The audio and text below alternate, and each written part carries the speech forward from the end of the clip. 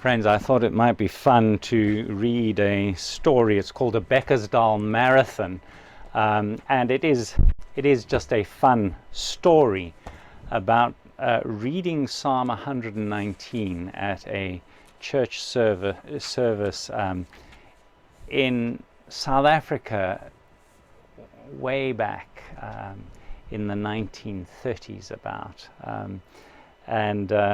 It is a very rural, dry area populated by Afrikaner people who I will put on the accent to some extent, and where there are Afrikaans words used, I will give the English equivalent in an Afrikaans accent when I read the word. It is funny. It isn't true.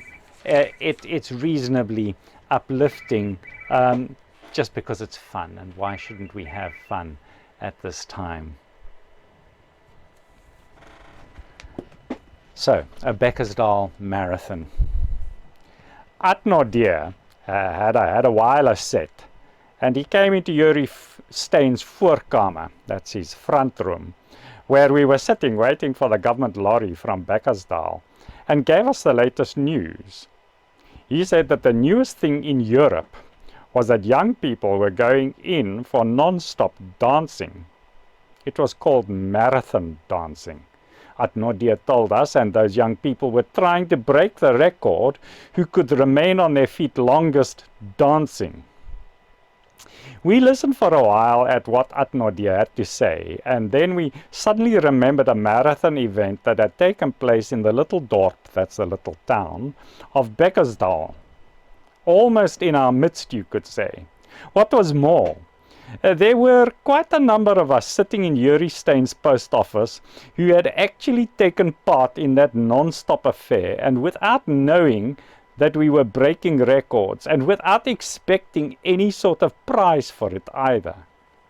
We discussed that affair at considerable length and from all angles, and we were still talking about it when the lorry came. And we agreed that it had been in several respects an unusual occurrence. We also agreed that it was questionable whether we could have carried off things so successfully that day if it had not been for Billy Robertson. You see, our organist at Bekkersdal was Billy Robertson.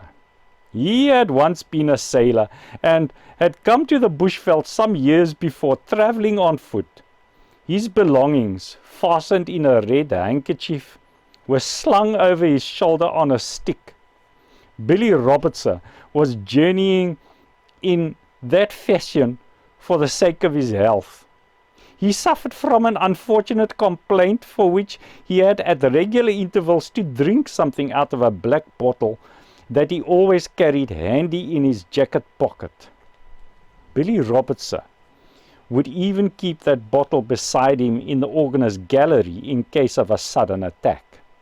And if the hymn, the predikant, that is the minister, gave out at many verses, you could be sure that about halfway through, Billy Robertson would bring the bottle up to his mouth, leaning sideways towards what was in it, and he would put several extra twirls into the second part of the hymn. When he first applied for the position of organist at the Bekkersdal church, Billy Robertson told a meeting of deacons that he had learned to play the organ in a cathedral in Northern Europe. Several deacons felt then that they could not favour his application. They said that the cathedral sounded too papist, the way Billy Robertson described it, with a dome 300 foot high and with marble apostles. But it was lucky for Billy Robertson that he was able to mention at the following combined meeting of elders and deacons that he had also played the piano in a South American dance hall, of which the manager had been a Presbyterian. He asked the meeting to overlook his unfortunate past, saying that he had had a hard life and anybody could make mistakes. In any case, he had never cared much for the Romish atmosphere of the cathedral, he said, and had been happier in the dance hall. In the end, Billy Robertson got the appointment. But in his sermons for several Sundays after that, the predikant, the minister, Dominee Veldhagen, had spoken very strongly against the evils of dance halls. He described those places of awful sin in such burning words that at least one young man went to see Billy Robertson privately with a view to taking lessons in playing the piano. But Billy Robertson was a good musician, and he took a deep interest in his work.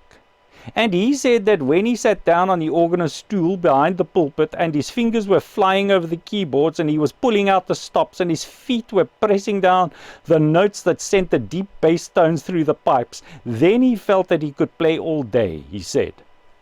I don't suppose he guessed that he would one day be put to the test, however. It all happened through Dominee Veldhagen one Sunday morning going into a trance in the pulpit. And we did not realize that he was in a trance. It was an illness that overtook him in a strange and sudden fashion. At each service, the predikant, the minister, after reading a passage from the Bible, would lean forward with his hand on the pulpit rail and give out the number of the hymn we had to sing. For years, his manner of conducting the service had been exactly the same. He would say, for instance, "We will now sing Psalm 82 verses 1 to 4. Then he would allow his head to sink forward onto his chest and he would remain rigid as though in prayer until the last notes of the hymn died away in the church. Now, on that particular morning, just after he had announced the number of the psalm, without mentioning what verses, Dominee Veldhagen again took a firm grip on the pulpit rail and allowed his head to sink forward onto his breast. We did not realize that he had fallen into a trance of a peculiar character that kept his body standing upright while his mind was a blank. We learned that only later. In the meantime, while the organ was playing over the opening bars, we began to realize that Dominee Veldhagen had not indicated how many verses we had to sing. But he would discover his mistake, we thought, after we had been singing for a few minutes. All the same, one or two of the younger members of the congregation did titter slightly when they took up their hymn books, for Dominee Veldhagen had given out Psalm 119. And everybody knows that Psalm 119 has 176 verses. This was a church service that will never be forgotten in Bekkersdal. We sang the first verse, and then the second, and then the third. When we got to about the 6th verse and the minister still gave no sign that it would be the last, we assumed that he wished us to sing the first 8 verses. For if you open your hymn book, you'll see that Psalm 119 is divided into sets of 8 verses, each ending with the word posa. Pause. We ended the last notes of verse 8 with more than an ordinary number of turns and twirls, confident that at any moment Dominee Veldhagen would raise his head and let us know that we could sing Amen. It was when the organ started up very slowly and solemnly with the music for verse 9 that a real feeling of disquiet overcame the congregation. But of course we gave no sign of what went on in our minds. We held Dominee Veldhagen in too much veneration.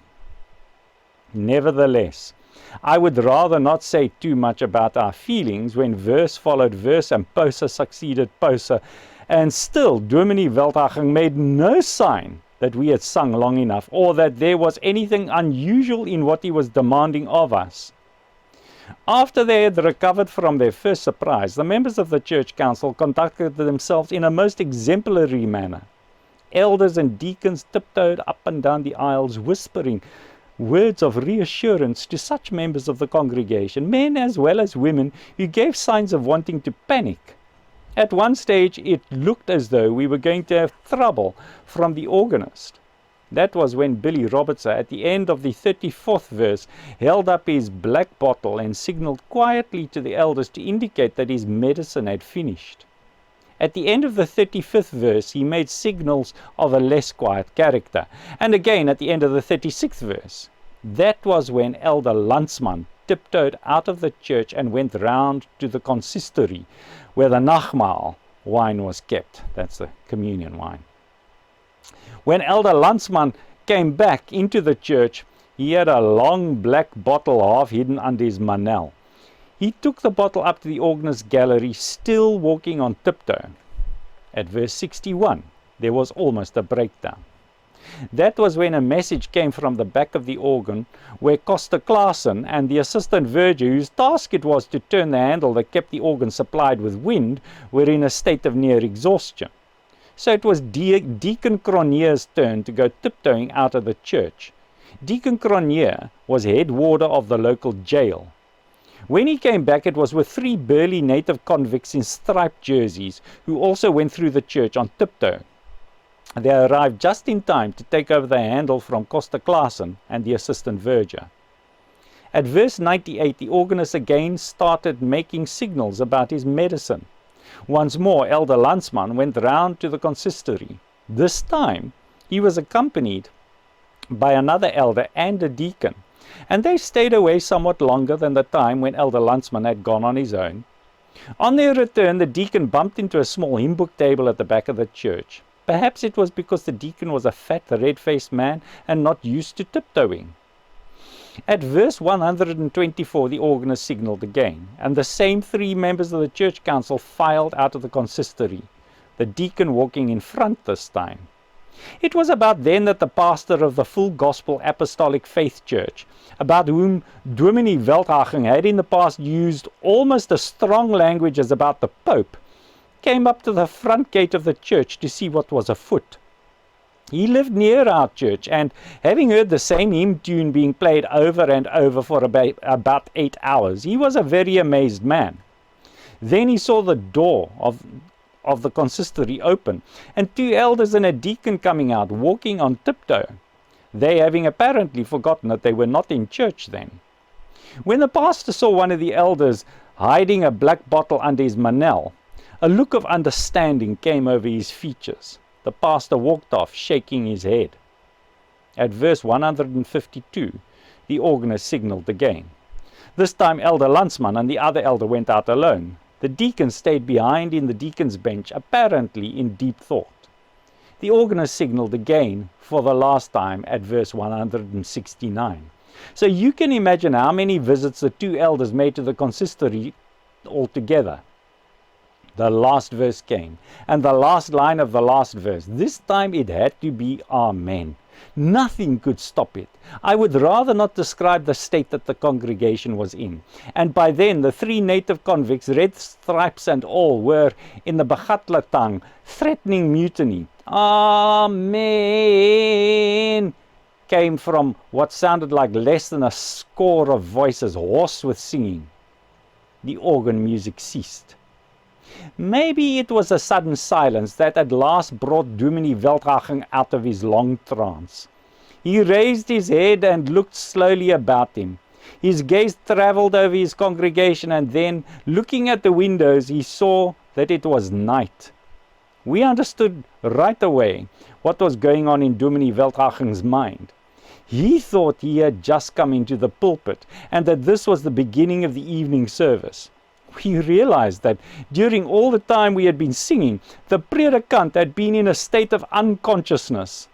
Once again, Dominee Veldhagen took a firm grip on the pulpit rail. His head again started drooping forward onto his breast, but before he went back into a trance for the second time, he gave the hymn for the evening service. We will, Dominee Veldhagen announced, sing Psalm 119. Those poor people. Can you imagine? Well, it's a bit of fun, isn't it? I hope you enjoyed it. God bless you all.